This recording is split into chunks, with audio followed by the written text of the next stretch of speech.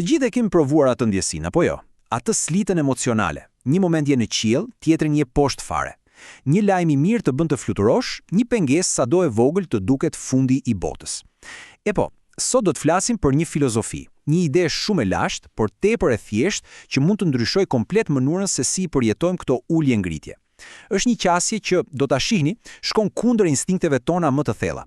Dhe gjithçka nis me një fjalë të vetme. Dhe ja ku është pyetja kryesore, pyetja që ja bëjmë vetes pa pushim: fati mirë apo fati keq? Mendojeni pak sa shpesh na ndodh të nxitojmë të vendosim menjëherë një etiketë, kjo është mirë, kjo është keq. E po, filozofia për të cilën do flasim sot na fton pikërisht për të kundërtën, të bëjmë një pauzë, të vëmë në dyshim atë impulsin e parë, atë gjykimin e menjëhershëm. Sepse realisht ky cikël reagimesh është rast kapitës, apo jo? Një ditë je në qiellin e 7, tjetrën ndihesh i dëshpëruar, dhe i gjithë kjo, e gjitha bazohet në gjykime të çastit, në etiketa që vendosim pa u menduar. Pikërisht këtë malore emocionale, këtë slit pafund, synon ta sheshoj qasja e fjalës ndoshta. Mirë, atëherë le t'i hyjmë thelbit. Të analizojmë pak rrënjën e problemit, atë prirjen tonë që duket pothuajse e pandalshme për të nxjerrë përfundime të nxituara. Sepse, siç do ta shohim, kjo është një grackë vërtet mendore, një kurth ku bijem vazhdimisht. Shikoni, truri ynë është i programuar kështu. Ai kërkon shpjegime, do t'i lidh pikat me çdo kusht. Ky fenomen ka një emër, njihet si gabimi narrativ. Është ajo nevoja jonë, pothuajse kompulsive, për të krijuar histori të qarta, me fillime, me fund, për gjëra që në fakt janë të pasigurta. Edhe kur na mungojnë faktet, ne prate krijojmë historinë. Dhe pikërisht kjo na fut edhe më tellë në atë kurthin e gjykimit të parakohshëm. Okej, tani, le të kalojmë tek antidotin, tek historia thelpsore që na ofron një alternativë, një rrugdalje nga ky reagim automatik. Kjo urtësi vjen nga një shëmbëltyrë e lashtë kineze, një histori që ka udhëtuar nëpër shekuj për të mbërritur tek ne. Dhe ja ku e kemi, thelbin e gjithë kësaj filozofie. Le t'i hedhim një sy kësaj tabele. Pra, në fillim, ngjarja. Një fermeri i ikën kali, i vetmi që kishte. Çfarë bëjnë fëmijët? Nxitojnë menjëherë të gjykojnë. O, çfarë fati i tmerrshëm. Por përgjigjja e fermerit është gjithmonë e njëjtë. Ndoshta. Më pas, çfarë ndodh? Kali kthehet, dhe jo vetëm. Sjell me vete një tuftë të tërë kuaj shtegër. Natyrisht, fëmijët ndryshojnë menjëherë mendim. Wow, çfarë fati jashtëzakonshëm. E prap, fermeri thjesht thot, ndoshta. Dhe historia vazhdon. Djali i tij, teksa përpiqet të zbusë një nga kuajt e rinj, thyen këmbën. Sa tragjike, thon fëmijët. Përgjigjen tani e dim të gjithë, ndoshta. Dhe në fund, ushtria vjen në fshat, por rekruton të gjithë të rinj për një luftë të rrezikshme. Por djali i fermerit, ai shpëton, pikërisht fal këmbës së thyer. Kontrasti këtu është dramatik. Kemi lëkundjet e vazhdueshme emocionale të fëmijëve dhe përballë qetësinë e palëkundur të fermerit. Por çfarë fshihet realisht pas kësaj urtësie kaq të thjeshtë? Ajo që është vërtet interesante, thelbi këtu është se përgjigjja e fermerit, kjo fjala ndoshta, në fakt shpërbën 3 iluzione themelore psikologjike, 3 iluzione që shkaktojnë pjesën më të madhe të vuajtjeve tona. Kështu që le t'i analizojmë ato një nga një. Pra, cilat janë këto 3 iluzione kaq të fuqishme, këto 3 ide të gabuara që na mbajnë të bllokuar në atë ciklin e pafund të gjykimit? Okej, i pari, iluzioni i sigurisë. Thellë, ne kemi një nevojë pothuajse biologjike për diçka që quhet mbyllje. Do me thonë, duam një përgjigje të qartë, duam ta eliminojmë pasigurinë, thjesht duam të dimë se ku qëndrojmë. Dhe ky iluzion na shtyn të krijojmë një siguri të rreme aty ku, në të vërtetë, kemi vetëm informacion të pjesshëm. Çfarë bën fermeri? Me atë fjalën ndoshta, ai thjesht e refuzon këtë mbyllje të parakohshme. Dhe kjo frazë kap në mënyrë perfekte, absolutisht perfekte.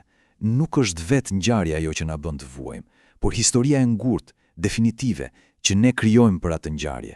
Ajo shkakton dhimbjen. E po, fjala ndoshta e lëkund e destabilizon këtë siguri të rreme dhe na afron pak më shumë me të vërtetën. Tjetri, iluzioni i kuptimit të menjëhershëm. Ne shpesh bëjmë gabimin fatal. E vlerësojmë realitetin me një lente shumë afatshkurtër, por jeta nuk është një fotografi, është një film i gjatë. Ajo shpaloset përgjatë një horizonti të gjerë kohor. Kuptimi vërtet nuk gjendet brenda një ngjarjeje të vetme të izoluar. Jo, ai del në pa me kalimin e kohës përmes një zinxhiri të tërë pasojash. Dhe ja tek i treti, iluzioni i kontrollit. Pse nxitojmë kaq shumë t'i vëmë etiketa gjërave? E thjesht, sepse gjykimi na jep një ndjenjë sa do të rreme, kontrolli. Nëse themi kjo është keq, ja ku e justifikuam zemërimin ton. Nëse themi kjo është mirë, ushqim krenarin. Fiera ndoshta thjesht e pezullon këtë nevojë të egos për të pasur gjithmonë të drejtë. Dhe duke bërë këtë, na mbron nga ato lëkundjet dramatike emocionale. Mirë, pra folëm për psen filozofike.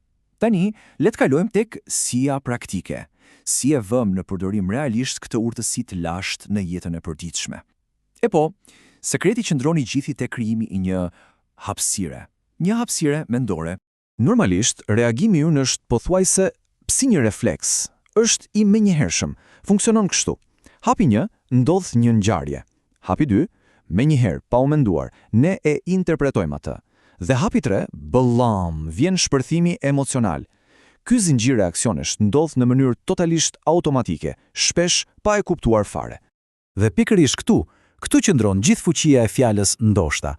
Ajo funksionon si një frenim dore, si një mjet mendor që ndërpret këtë zinxhir reaksionesh.